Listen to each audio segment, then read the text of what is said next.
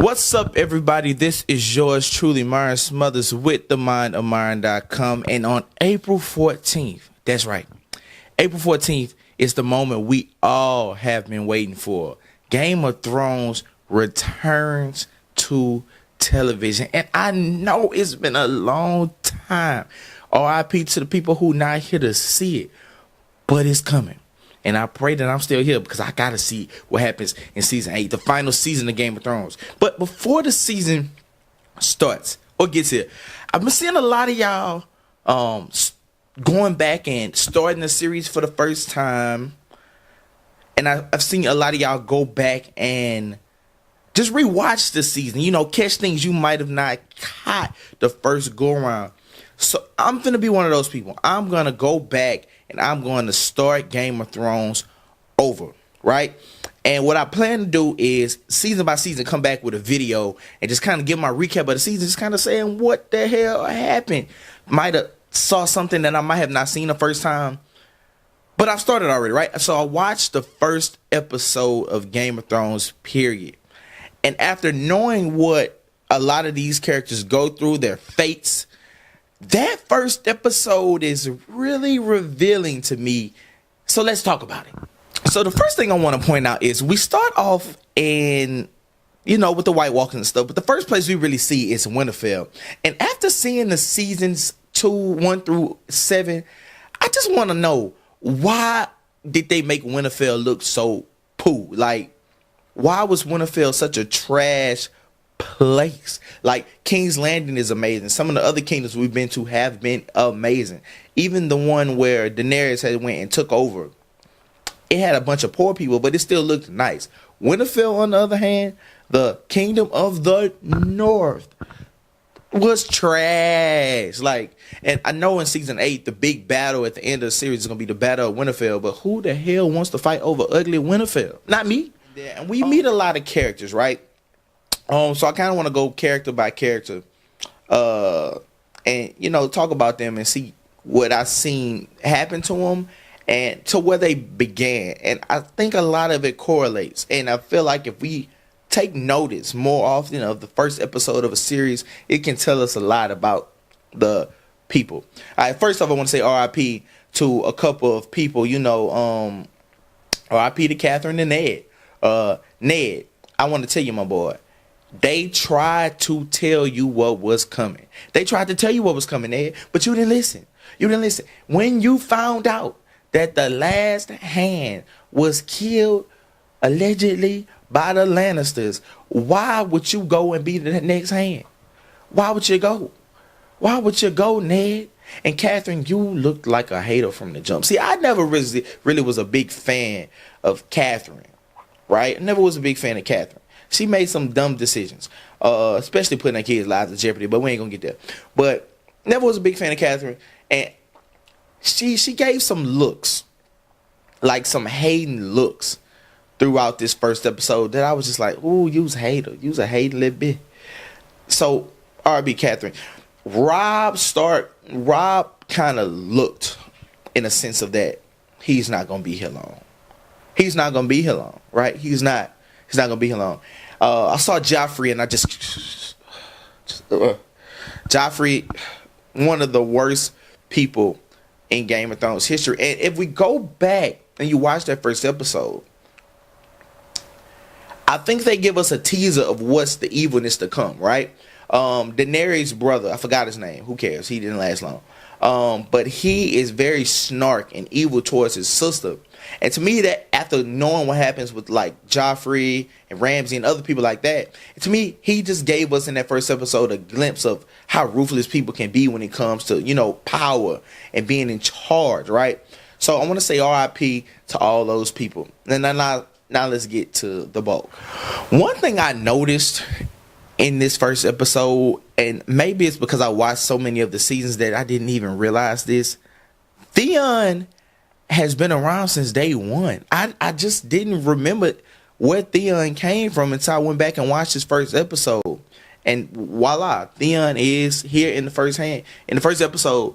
And I just looked at him with disgust. Like, he was always just a character that you just like you didn't really care for. Like I never really liked Theon, and he's a character who deserved the things that happened to him. Like I feel like if you felt sorry for Theon, you need to go back and watch him in the early episodes, because he did have some points where you're just like, damn, Theon, damn, but he deserved everything that came to him. And when I saw him, I just went, ugh. Also, I didn't realize Jorah was in this first episode too. Another character that's been in the show a while, that we see in the first episode that I think a lot of us don't even realize was in the first episode. But this first episode set the tone for a lot of our characters.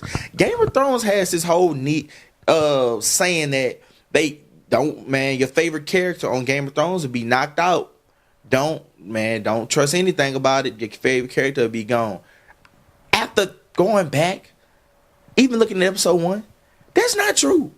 Game of Thrones has killed some people off, but they have kept the bulk of all their main characters. Daenerys is still there. Jon Snow is still there. They killed Jon Snow off. Spoiler alert. Killed Jon Snow off and brought him back. Cersei is still around. Jaime is still around. Jorah is still there. A lot of people, Bran, who was gone for a while, is still alive. Arya, Sansa. A lot of our main Tyrion. I think I said his name wrong. You know what I'm talking about. A lot of them are still alive. So, I mean, a lot of people liked Rob and Catherine, but to me, those were kind of the biggest ones who got the axe. Everybody else who died kind of deserved to go. So our main characters are still around today in season 8. Now, while season 8 is coming, I think a lot of them might not make it. But if we look back at Game of Thrones history, a lot of these major characters have made it. So, I mean, the deaths might be coming right now, but if we're being realistic about it, a lot of these people might survive. It's just where and what happens to them and how they get to that point is what we're waiting to see. So let's start with the Starks, right? We already talked about Ned and Catherine, but I saw from this first episode that these characters were kind of set up. Like, the characters they are now going into season 8 are kind of the characters that was kind of foreshadowed in this first episode, right? So, starting with Arya. Arya was supposed to be ladylike, but we see a little bit, and we saw her in there, I think, making something, making a gown maybe with Sansa in the first episode because the king was coming. But she never really wanted to do that, right? She never really wanted to do that. And we see as they're trying to teach Bran how to shoot a bow and arrow, that never really was Bran either. Like, not saying him and Arya should have switched roles, but that never really was him either, right? So Arya comes out of nowhere and shoots the bow and arrow and hits the target that Bran had been trying to hit. And it just made so much sense because we know the person she is today, and that to me foreshadowed what I already knew about Arya and what she ended up becoming, like stone cold killer. You dig? So it just made sense to me that she became what she became after seeing that first clip again. And Bran, seeing this first episode again made sense to me about who you are, the Raven. Because you can see stuff. We know that becoming the 3-eyed Raven.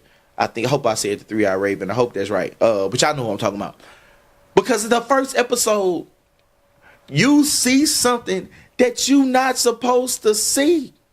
When you see Jaime and Cersei getting it in, you wasn't supposed to see that. You wasn't, but you saw it. So when I went back and saw it, I was just like, it makes so much sense. Because you see stuff all the time now that you're not supposed to see. Or you see in the future, or you seeing stuff that the normal person wouldn't see. And that's kind of what you saw with Jaime and Cersei. Sansa, to me, has come into her own, right? I don't want to see her on the Iron Throne, but she has become very much queen-like up to now until season 8. She's matured. She's become less dumb, because let's be honest, Sansa was a lot of our least favorite. And I think she's changed it around. She becomes much more of a stronger character, came into her own, very queen-like.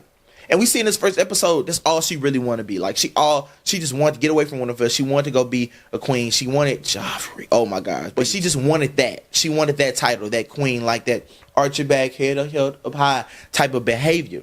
And now she's kind of transformed into that, in a sense of how strong she is, with all the things that she's gone through, that she wasn't even expecting. So I saw like, just like I saw with Arya and Bran, I saw with Sansa, her coming to her home. Even with Jon Snow, like, with you just kind of always had a feeling about Jon Snow, knowing that who he is now. But even in that first episode, you just see, man, so it's something about him, especially in the part of the first episode when they find the dire wolves, and while they're getting ready to kill the wolves, he like spits out the history, like he online spits out the history of the Starks and the Winterfell, and their symbol is the dire wolf, and it just makes sense that each one of them have a wolf because it's 5 wolves, and then he ends up finding another one for himself.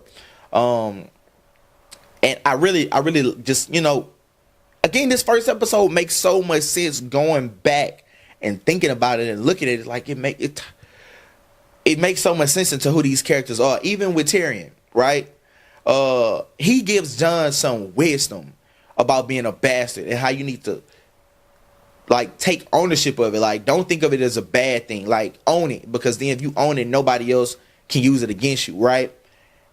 Though it was true advice, he didn't always take it, but it just kind of showed to me who he ended up becoming. He's the hand of the queen right now, and it kind of just shows that Tyrion has been giving wisdom throughout this whole series, right?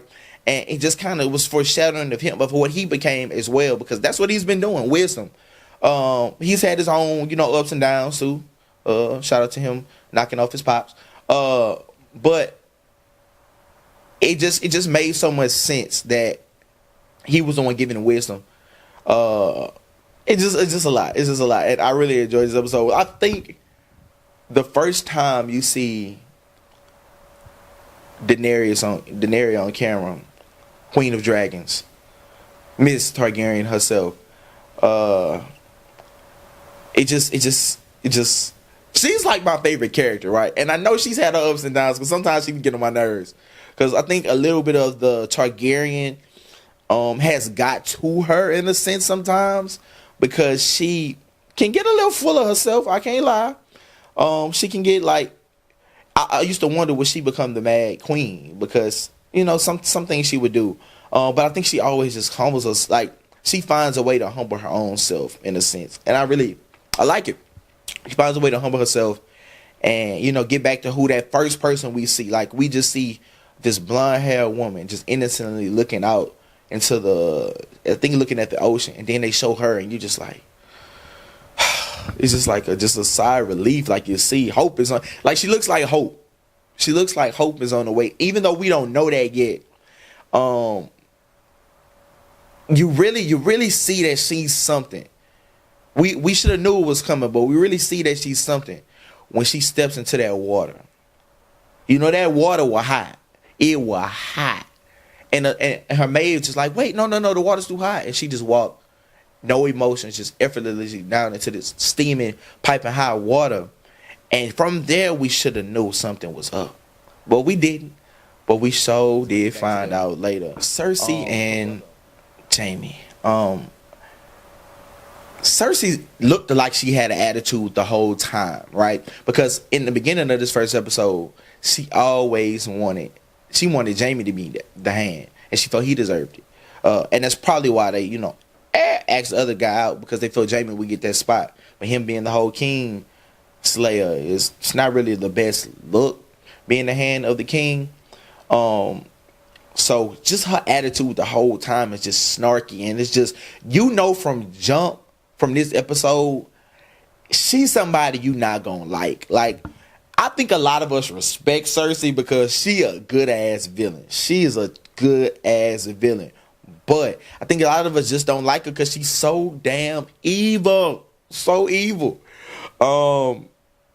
She just you got to give her one of the top villains of all time. Like, she's evil, and she's found a way to just remain evil and stay on top no matter what. Whenever life knocks Cersei down, she finds a way to get back up or to get even, something of that nature. And we just see her being snarked throughout the whole episode, and we see that she loves her brother. Love her brother. And we see how foolish Jaime has been over her throughout the whole series until recently. And we don't even know if it's truly stopped yet, because I would not, be surprised if Jaime died in season 8, saving Cersei's life. Or him being the one to kill her. Something like that. I think one of those two will happen. Prediction video coming soon. Game of Thrones episode 1. If you don't go back to me and watch the whole series, I understand. I'm not going to say I might. I think I'm going to try to get through the whole, every season until season 8, before April 14th. But I do want to say that if you don't do that, that's fine. But I would suggest these 3 things. 1, go back and watch the first episode, because 1, it might motivate you to go back and watch some of the seasons again. But that first episode just shows a lot, especially knowing where these characters end up. It's a lot in that first episode. It gets you back into the Game of Thrones mood. Second option, go find a good Game of Thrones podcast. They have a variety of them. And these people on these podcasts, they figure out things that the average eye doesn't see. And it's good to watch after the episode when they put their recaps. But it'd also be a good, refresher to go back and listen to these episode recaps of previous seasons, because it'll really help you out. I'm telling you that these people are knowledgeable and they find stuff out. These are the people that read the books, so they know stuff that we don't know. Or 3,